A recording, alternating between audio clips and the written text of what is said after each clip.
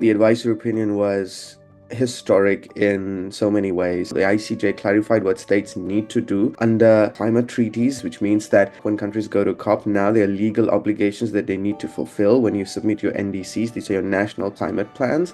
They need to now follow them. There need to now be decent, appropriate plans that align with the best available science. Human rights law was huge at the ICJ. For quite some time, people have been calling on the climate crisis as being a human rights crisis, but the ICJ has definitively said that and said that the right to a healthy environment underpins all other human rights, and we need to protect that right. Governments have to protect that right in order for countries to enjoy all of the other rights. And then the ICJ went on to talk about how countries that are not party to the Paris Agreement or climate treaties, they also have obligations to address climate change. And so these are countries like the US that has recently left the Paris Agreement. They also have obligations under international law to protect the climate and prevent significant harm, which was huge. The ICJ even went on to speak about the duty of countries to regulate private actors as well. So these are corporations, these are non-state actors, which is it's unprecedented for the ICJ to speak to that, because what that means is now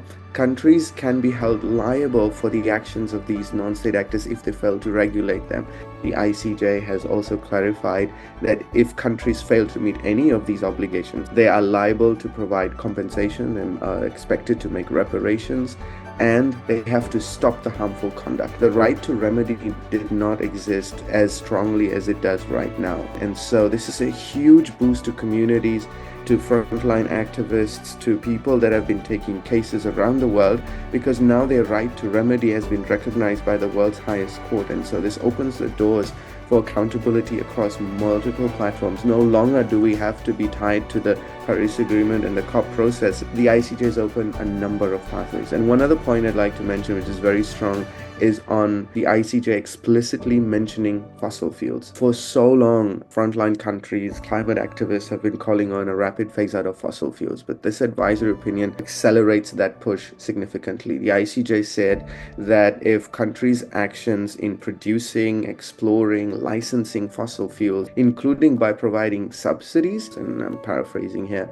amounts to significant harm, then that can be classified as an internationally wrongful act. Essentially, it's illegal, which is huge. The ICJ has also clarified what Pacific Island governments have been fighting for so long is the idea of statehood and sovereignty. What happens to countries that get submerged completely because of climate change? Do they cease to exist as countries? And the ICJ has definitively said that no, these countries exist in continuity, even if their territory is lost. And so that's a huge win for peoples of Pacific Island countries, small island states that are facing the brunt of losing their islands, losing their identity, their countries.